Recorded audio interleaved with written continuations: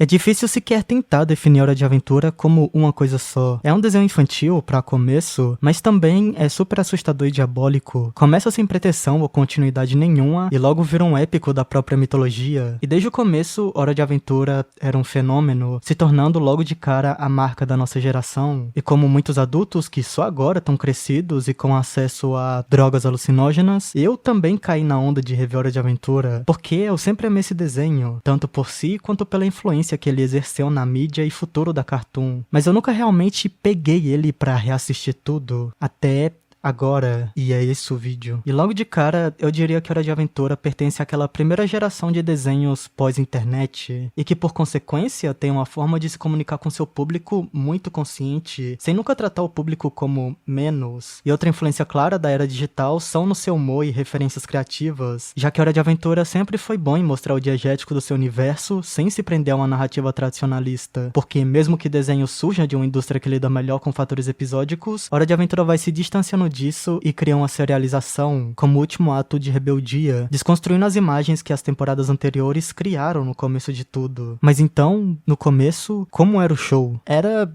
meio ruim. A maior dificuldade que eu encontro recomendando esse desenho são as suas primeiras temporadas. O humor até que funciona bem, mas eles ainda estavam tentando entender como usar esses personagens, o que acaba resultando em episódios meio bagunçáveis e difíceis de se assistir. Tipo, ainda é bem criativo e cocainado, mas me dá mais dor de cabeça do que qualquer outra coisa. Acaba que essa lógica de aventuras do fim do Jake era só algo pra tornar mais fácil de se navegar por esse mundo, mas não demorou muito pra perceberem que não precisam disso. Essa coisa de tá na hora de aventura como um sinalizador que aponta para a própria existência da obra sendo consumida, isso meio que some. Mais tarde, ainda nesse início, vão se construindo imaginário e mitologia própria de seu mundo, um porquê das coisas serem do jeito que são, e como Rebelde, Hora de Aventura faz o que outros desenhos evitam. Eles investem na ideia desse mundo e os conectam aos personagens de forma bem direta. O que em outros desenhos são referências de fundo ou teoria, aqui são pedaços de uma narrativa maior, e é esse passado que revela uma constante peculiar no desenho, o quão perverso ele era. Claro, tem o Lich, a Guerra dos Cogumelos e tudo mais, mas o desenho era ele mesmo meio perverso. Tipo, uma das imagens não usadas pro title card de Inquiridion é um gore fudido, feito como piada de mau gosto. E eu, honestamente, amo isso. Mas nem sempre essa perversidade é manifestada de forma boa no desenho. O humor vem com a facilidade em mascarar agentes de perversão. E juntar isso com a inexperiência de algo que tá só começando, gera umas coisas bem estranhas. Fora que não ajuda o desenho a ser obcecado pela ideia de oculto e coisas do gênero. E essa curiosidade fazia colidir o lado açucarado e colorido com um submundo de demônios. E ainda assim, até essas coisas mais estranhas aqui ainda surgem de uma vontade de rebeldia. E isso vai abrindo o caminho para a escrita mais cuidadosa desses personagens, misturando episódios soltos com serialização, que tridimensionam as pessoas desse mundo. E Hora de Aventura não abdica do seu cartunesco inicial, mas ele definitivamente aprende a conduzi-lo, no lugar de ser refém dele. Em episódios seguintes, já vemos o lado de personagens que antes eram limitados a 3 palavras, tipo a rainha vampira, que aparece envergonhada cantando sobre como o pai dela, um demônio sugador de almas, rei do inferno, comeu as batatas que ela tinha guardado. O desenho usa muito de música pra quebrar esse gelo de ter conversas reais entre personagens, o que remete a musicais mesmo. Quando emoções são muito fortes para serem faladas, elas são cantadas. Mas aqui a música existe ainda, e momentos de vulnerabilidade e conflitos acontecem por conta delas. E mais ou menos a partir desse ponto, já existiam vários momentos em que a mudança se mostrava em Hora de Aventura. Mas o que me marcou em especial foi o episódio Thank You, que troca o foco dos nossos típicos protagonistas e no lugar segue um golem de gelo, e como ele acaba encontrando um lobo de fogo filhote, e ambos vão criando um laço. Mesmo que contra-intuitivo e opostos, eles aprendem uma forma de coexistir. E o que eu mais gosto nesse episódio é o final, quando o gigante de gelo se sacrifica pra levar o filhote pro seu bando, e acaba quase derretendo por conta disso. Na volta pra casa ele é abordado pelo bando, mas era só o filhote querendo rever ele. E acontece que o Finn, o Jake e o Rei Gelado estavam bem ali, vendo isso tudo. I thought snow golems and firewolves hated each other. Oh yeah, big time. But they learned to get along. Yep. You know, maybe we could all learn a thing or two from those sandwiches.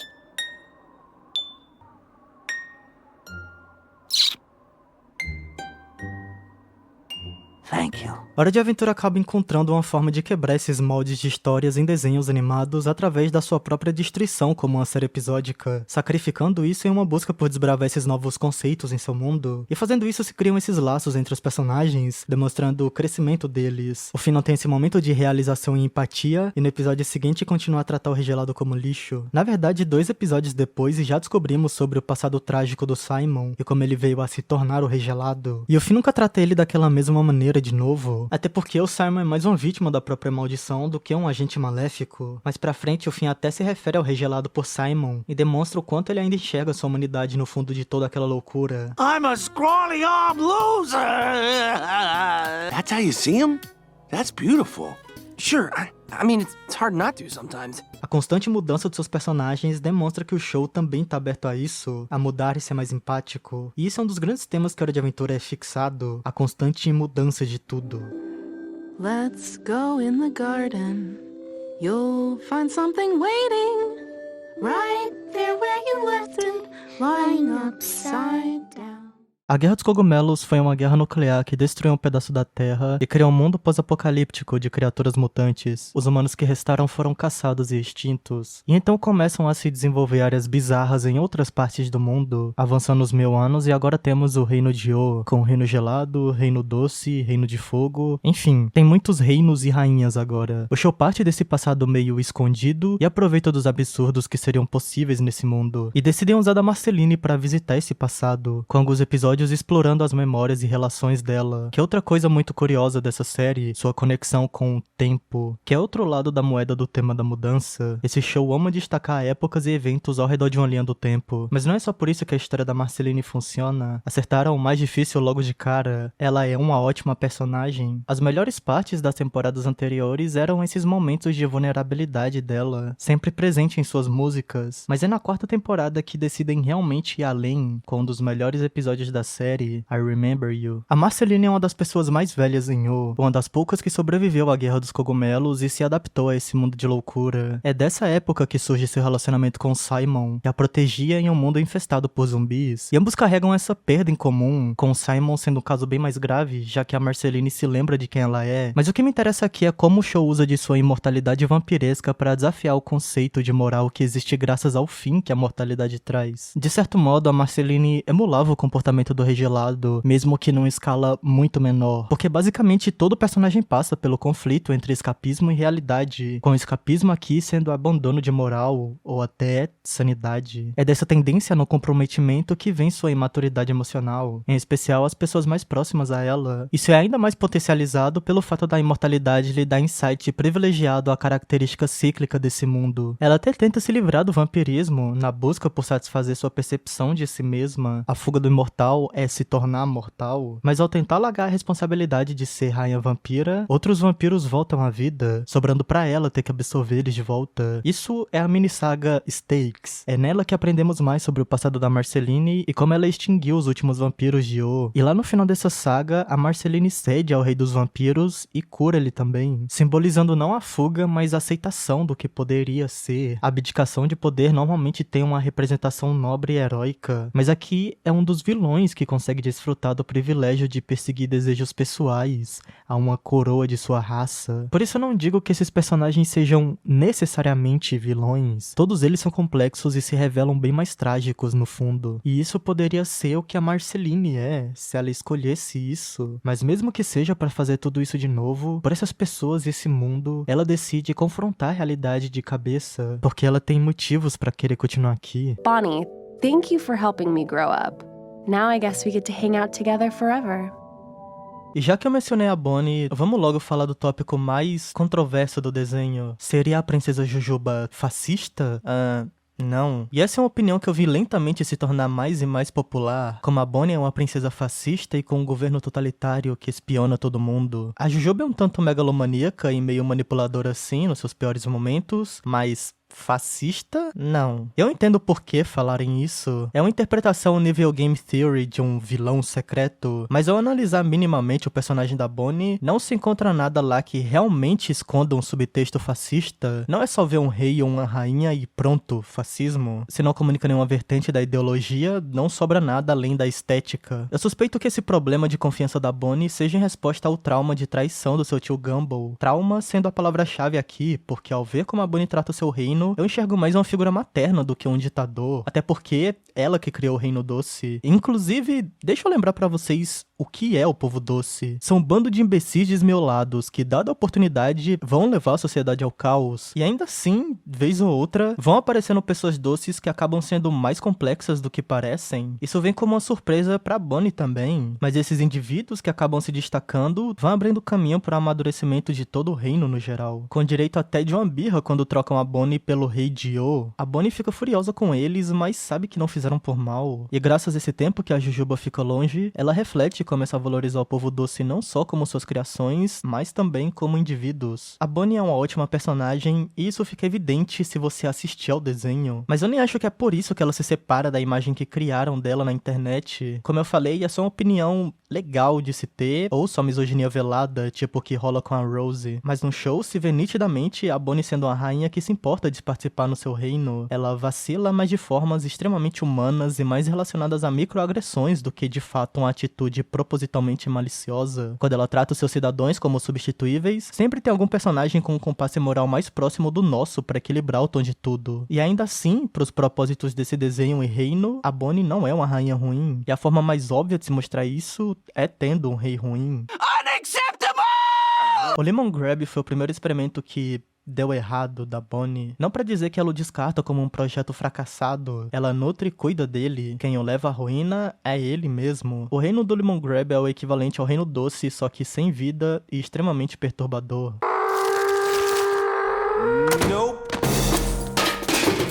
É tipo na Pedra do Reino, quando o Scar toma o trono e fica tudo morto. Isso é um rei ruim, um que se coloca no lugar do seu povo. É tudo que a Bonnie não é, e ainda assim foi criado por ela. Mas não concordar com essas opiniões não significa que eu não ache que existe um espaço pra crítica do personagem da Bonnie. Até porque ela faz umas coisas bem erradas. Tipo, bem erradas mesmo. Mas eu nunca achei que o desenho ficasse do lado dela em nenhum desses momentos. You're cold, PB. And it's not because you're a scientist or a leader. It's because you are a bad person. Ela é a personagem mais criticada no show todo. I should say that you're kind of a dictator in a way. E seguindo toda essa lógica do que é estabelecido dentro do universo do que seria um ditador, mas não é como se ela só existisse por seu dever como princesa. Tem vários episódios que mostram o desenvolvimento pessoal dela. E por conta disso, a PB vai diminuindo a escala de paranoia e maneiras de garantir controle, aprendendo a confiar nos outros. O show tomou uma decisão corajosa de mostrar por outras perspectivas como o Reino Doce funciona e afeta-o, e que a falta de humanidade da Bonnie é um fator que interfere com suas decisões. Seus erros seguem a perseguindo, a forçando a finalmente confrontar essas questões, e dessa forma a Bonnie acaba sendo o personagem não humano, mais humano possível, porque é a que mais comete erros. E é por isso que me deixa um pouco bravo o que resolveram fazer com a Bonnie, jogando ela de lado na minissérie que deveria ter sido sobre ela. A essa altura, Hora de Aventura já tinha ido muito além do que qualquer um esperava, com episódios super introspectivos e experimentais que desafiavam a barreira do imaginável de se fazer em um desenho infantil. Parte disso tudo vem daquela mesma rebeldia de não se conformar como um desenho parado e evergreen, querendo explorar outros gêneros e até outros estilos de animações. Mas a escrita dos personagens só conseguiu evoluir tanto por causa do tempo que foi dado a eles e a construção de relação de todos que era, sim, unida por esse passado em comum, mas fortalecida pelo que eles passavam juntos durante o show. E lá pelas últimas temporadas, Hora de Aventura decide se entregar totalmente aos elementos do seu universo, de uma forma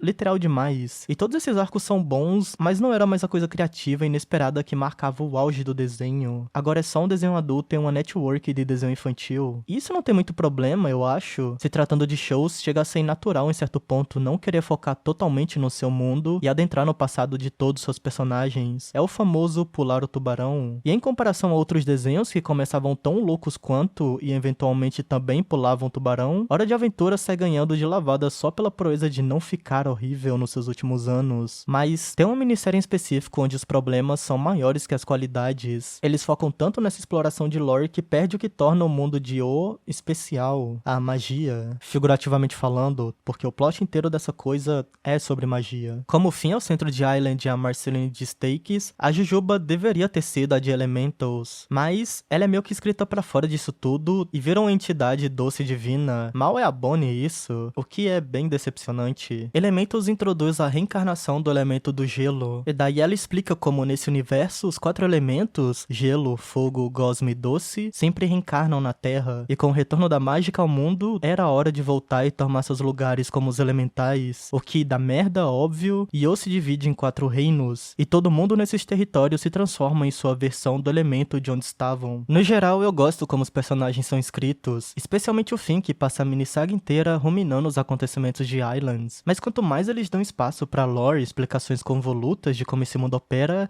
parte da magia vai se esvaindo. O plot segue pra ser uma série de desafios pra pegar uns MacGuffins, e é isso. Sem nenhum motor temático que faz tudo se encaixar, os episódios que de fato movem a história tentam se vender através de versões what if dos personagens do mundo de O, o que é estranho, porque Hora de Aventura nunca precisou de uma justificativa no próprio universo pra soltar o maior what if possível. Shonny Cake nasceu disso. Mas aqui tudo é muito confuso e atrapalhado em contar uma história interessante. O máximo que eu posso dizer é que eu gosto de como quem salva todo mundo no final é a LSP, mas até isso é meio estragado porque tem essa constante necessidade de explicar o porquê de tudo. A LSP não foi absorvida por causa dos caroços dela ou coisa do tipo, no lugar de, sei lá, ela só ser muito chata, por exemplo. No todo, essa saga é um momento bem esquecível na run do desenho. Eu não acho que dá pra confiar tão cegamente no seu próprio universo pra contar essas histórias. Desenhos bons não dão essa impressão, pelo menos. E essa lore elemental não surgiu daí, claro. Tem um episódio sobre a coroa do regelado que pertencia a um desses elementais, que é um ótimo episódio e demonstra a capacidade do universo de Hora de Aventura de abrigar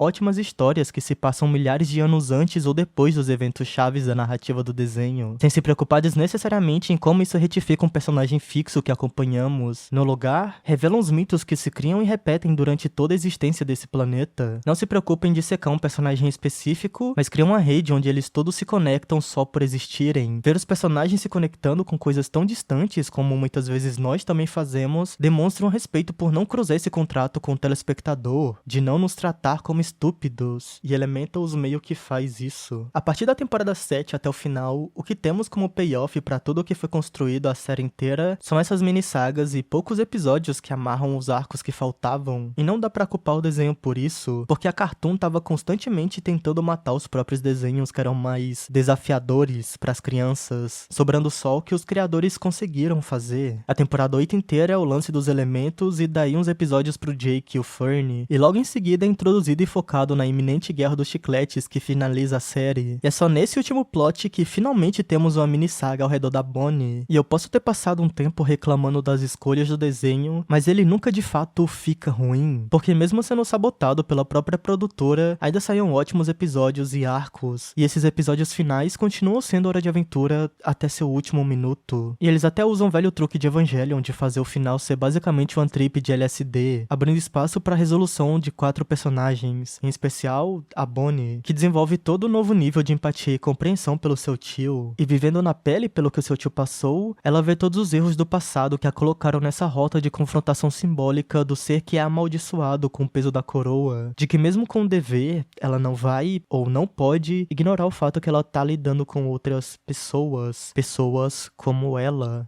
quer compreender e perdoar, enquanto ela mesma procura por esse perdão e tenta melhorar, essa busca por mudança e tentar entender melhor em um mundo incompreensível. Isso é o que define tanto o desenho quanto a própria Bonnie. Yeah, 'cause you're so dang rational. Haha. I'm sorry, that's mean. I'm trying to be less mean. Como se já não fosse difícil o suficiente entender quem você é, o desenho ainda adora usar do multiversos e outras dimensões para explorar outras versões desses personagens, bem antes de todo mundo fazer isso também. Mas não foi sempre que existia uma discussão na própria série sobre outros universos. Isso surge só mesmo na trama do fim da 4ª temporada, com Lich roubando Enchiridion e usando para ir à dimensão do prismo e pedir que toda a vida na Terra seja apagada. O que meio que funciona, mas como o Finn e o Jake estavam na sala do prismo, eles se salvam e conseguem consertar tudo. Mas no meio disso, eles criam outro universo, o Farm World, onde o Lynch nunca existiu e não aconteceu a Guerra dos Cogumelos, um mundo de Yoh sem magia. E é partindo disso que o desenho aprofunda na busca por identidade de seus personagens, se existem infinitos universos e infinitas versões nossas, o que isso diz sobre a gente? Quem de fato somos nós à face da infinidade, a nós mesmos? But dude, that is me. That's me.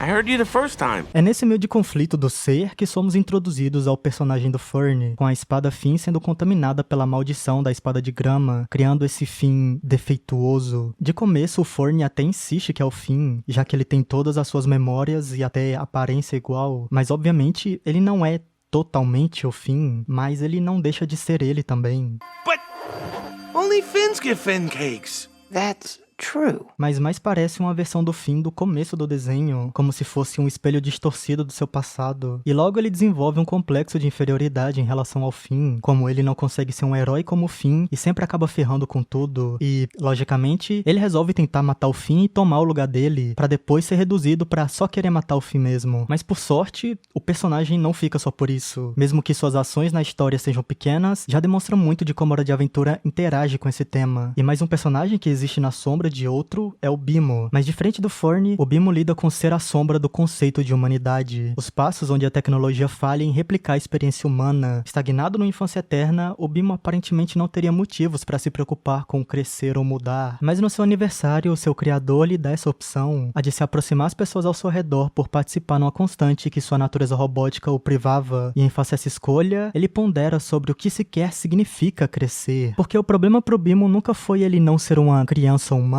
Ele meio que já é uma criança em todos os sentidos, exceto o físico. Então não é muito uma situação Pinóquio, com o Bimo querendo ser um garoto de verdade. Ele já é e todo mundo o reconhece como sendo isso. A questão aqui é se ele quer deixar de ser isso pra ser mais uma pessoa mais completa, por assim dizer. Mas é óbvio que no fim esse procedimento nunca existiu. Foi só uma desculpa que o irmão do mal do Bimo usou pra afastar ele do fim do Jake e tomar o seu lugar. Mas ironicamente, o Bimo sai dessa jornada diferente, mais crescido. Mesmo que ele seja resistente à ideia de ser alguém diferente, o mundo ainda o força a isso. O que mostra que crescer não é algo exclusivo para seres orgânicos. É um aspecto inerente a se existir. Tudo tá mudando o tempo todo. Você não precisa de carne ou corpo pra isso. Talvez você só precise de um coração. E esse mundo vai te obrigar a mudar, te obrigar a se adaptar, pra poder continuar aproveitando a beleza dele, mesmo que nem sempre seja um mundo belo. Pra desbravar o desconhecido, você precisa primeiro saber quem é, saber que seja lá o que for que está lá fora, não vai corromper você. Enquanto você tiver a si mesmo, no fim, você vai se encontrar novamente, encontrar seu coração novamente. I'm me again. It feels like it's been years.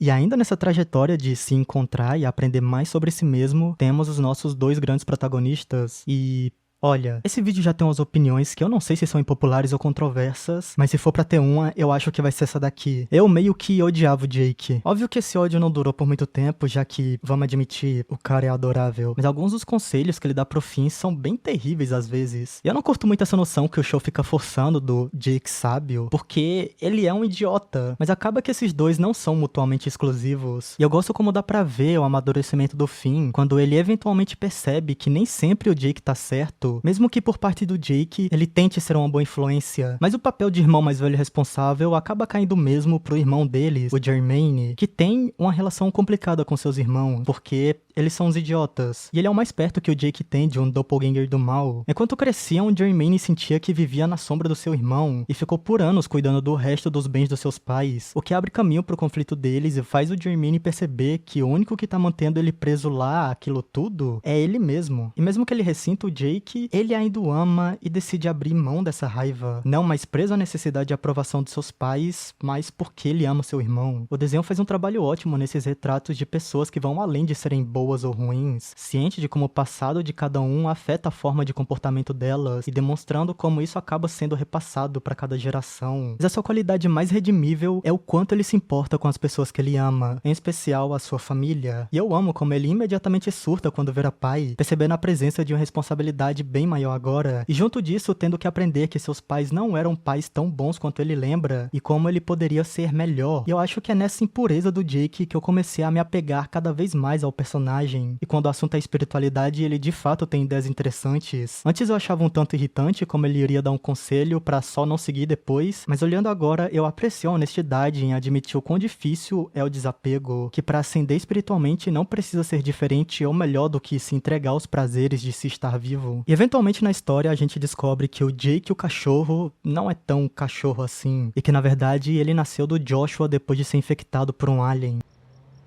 Hello, Daddy. Hello, Mommy. It's so nice to be here with you now. Ele não é um cachorro mágico, e sim um metamorfo. E quando toda a Terra de O reseta, ele volta à sua forma original. O Finn estranha logo de cara, mas não deixa a aparência do Jake impedir ele de o amar da mesma forma. Mas com razão, ele fica preocupado e quer falar sobre essa mudança, coisa que o Jake é extremamente contra e insiste em ficar repetindo que nada mudou, só a aparência dele é o mesmo velho Jake. Hey, you seem kinda different. Nope.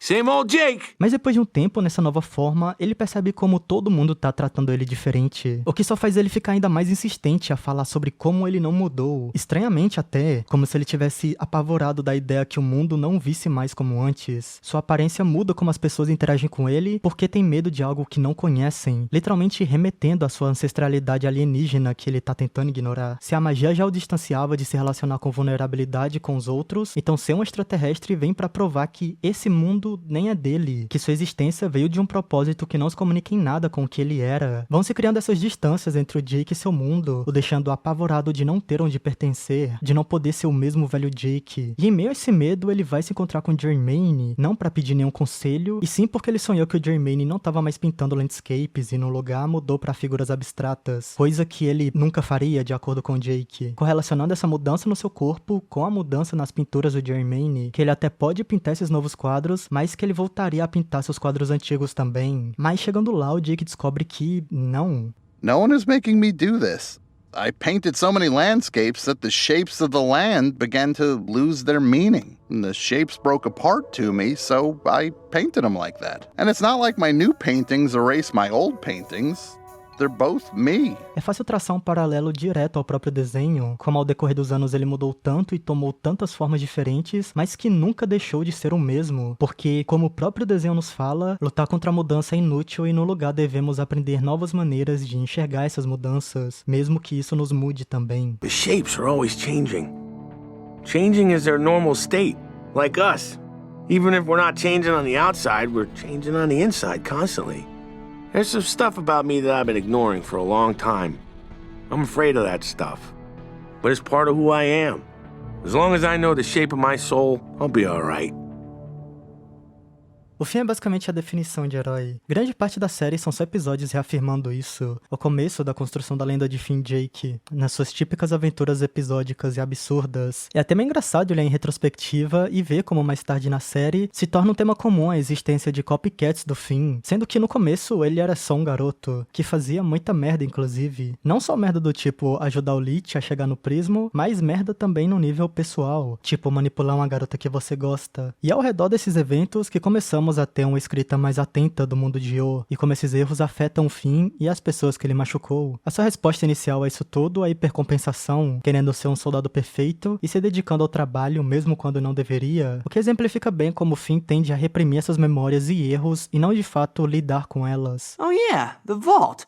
That's where the stuff I can't handle goes. Kerplunk. Okay, so you even know you're doing it. Yeah. Tentando acelerar o processo de tornar as coisas normais de novo. Tipo quando ele vai visitar a Phoebe e fica dando em cima dela, o que sempre acaba saindo pela culatra. Ele nunca teve dúvida do que ser, mas lhe falta articulação para ele conseguir de fato lidar com o que acontece com ele, ou o que ele causou. E mais ele é puxado pro centro desse universo regido pelos seus personagens. Suas conexões com essas figuras de Yo vêm de outras vidas. E esse ponto, basicamente, tudo que eu amo sobre esse desenho pode ser visto no fim. Esse garoto empático que tá tão habituado a colocar os outros na sua frente, que acaba não confrontando suas maiores questões internas. E ambas as identidades do Finn e Jake são formas de defini-los que são desafiadas. O Jake como um cachorro mágico, o que ele não é, e o Finn como o último humano, o que ele também não é. Vai sendo deixado de lado a lenda das aventuras do Finn do Jake, em troca de um retrato muito mais íntimo e honesto de quem o Finn Mertens é. E eu nem tô falando do passado dele, que nem tem como ele saber. Não. Mesmo desde o começo do desenho, esse garoto tá enfrentando demônios e criaturas assustadoras em uma terra distópica com seres que desafiam a razão. Isso tudo enquanto sendo só um garoto. Essa é a realidade de quem o Finn é. Me faz lembrar aquela cena de Steven Universe Future, quando Steven finalmente vai ao médico e percebe o tanto de situação estressante que ele teve que lidar desde muito jovem. E diferente do que muita gente acha, o Finn não é só um cara fodão e durão que lida com todas essas situações traumatizantes sem ser afetado. Essas coisas fodem com a cabeça dele. I know that look. You just killed someone. Tipo quando ele luta contra o Lich, que desencadeia uma série de acontecimentos que fazem ele confrontar tanto o próprio diabo quanto o pai de merda dele. O Martin, que abdicou de sua vida de charlatão pra criar seu filho, agora é basicamente o rei dos charlatões, que vive fugindo de responsabilidade buscando a próxima vítima que ele possa enganar enquanto tenta enriquecer. O Finn até tenta ignorar as óbvias red flags que cercam toda a situação, porque é a primeira vez que ele encontrou uma pessoa que tem as respostas que ele procura. Mas é óbvio que nem pra isso o Martin serve. Mesmo acabando de reencontrar com seu filho perdido, ele imediatamente começa a tirar proveito do Finn e abandona ele de novo no segundo que consegue. E por insistência, o Finn tenta impedir que o Martin fuja, resultando na perda do seu braço.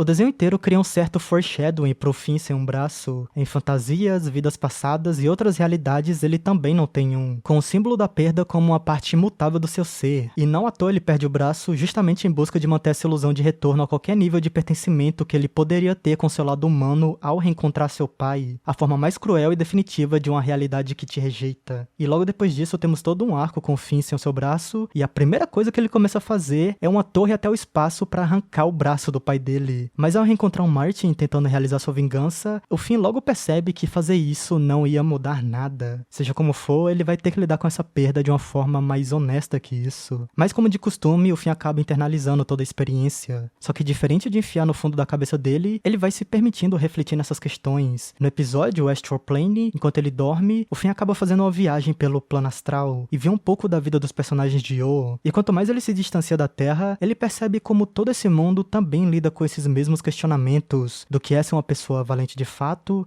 da impermanência de tudo que nos joga todos no mesmo destino de ser esquecido, do que fazer com essa existência. Passando pelo regelado, o Finn reflete. Poor Simon. Poor Simon, I guess? Poor Simon, sort of? It's like some part of him wants to be a sad Wong Lord. But why would anyone want that?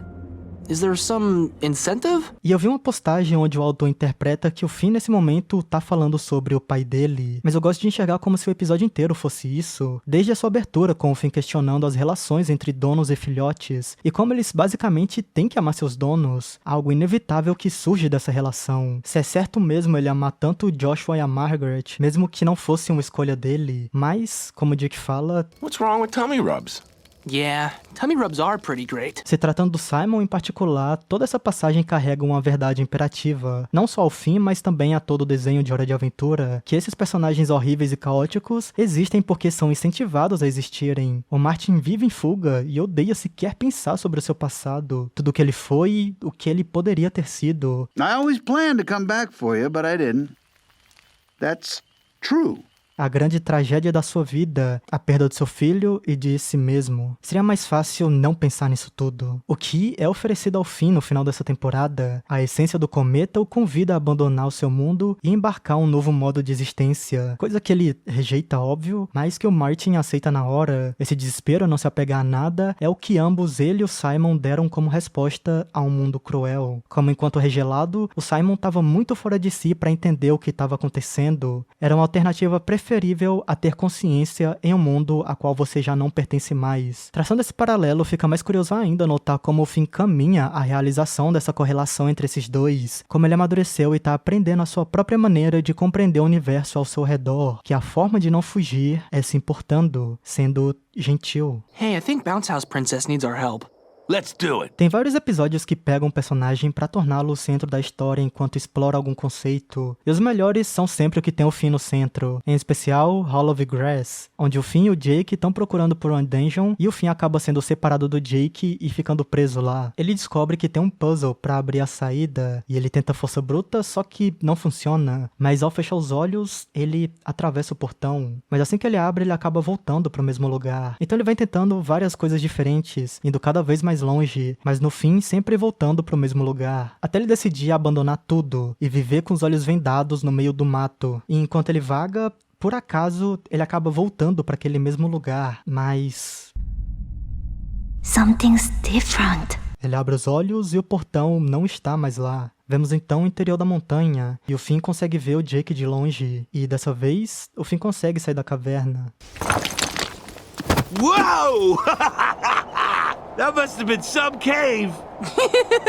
No comment! Esse episódio é super carregado de simbolismos. A própria ideia de um Hall of Grass que se refere tanto à estrutura física quanto a um amontoado metafórico de saídas que o Finn vai encontrando ao decorrer do episódio. Logo no começo do episódio é estabelecido 2 callbacks a eventos passados, o episódio do trem de Dungeon e a relação do Finn da Phoebe. Faz parte das insistências desse episódio que tá decidido a usar do Finn pra uma mensagem, até colocando o Jake junto dele no começo só pra separá-los depois. Como o desenho costuma usar os poderes do Jake como um deus ex-machina pra resolver qualquer situação, mas aqui não. Not even Jake could smash through this mess. Com o próprio episódio falando que seja lá o que vai acontecer, isso daqui é uma jornada única do Finn.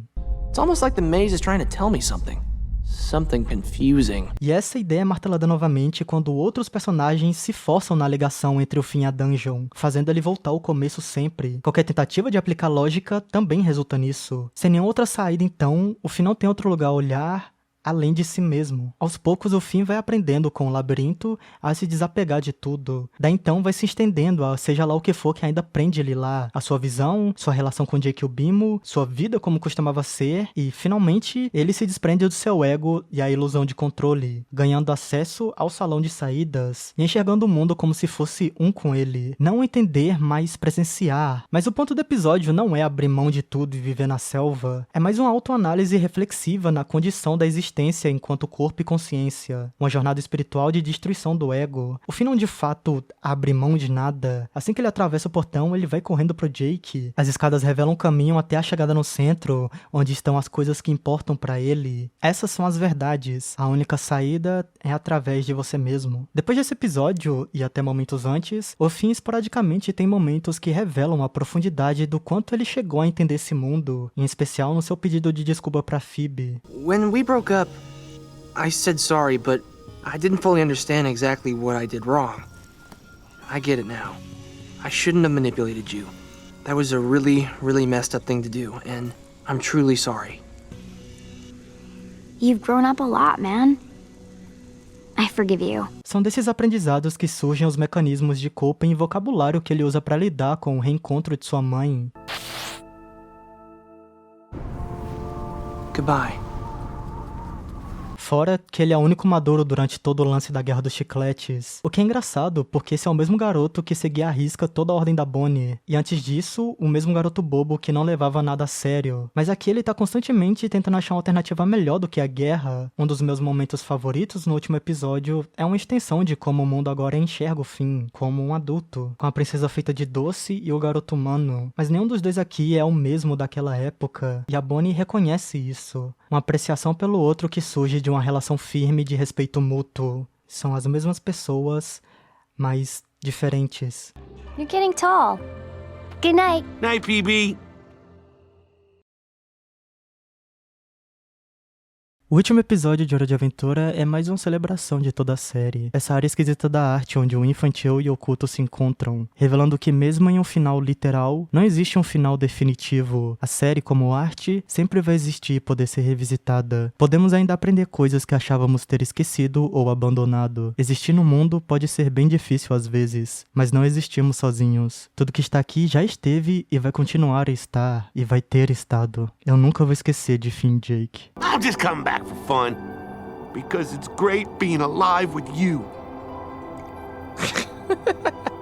Good reason.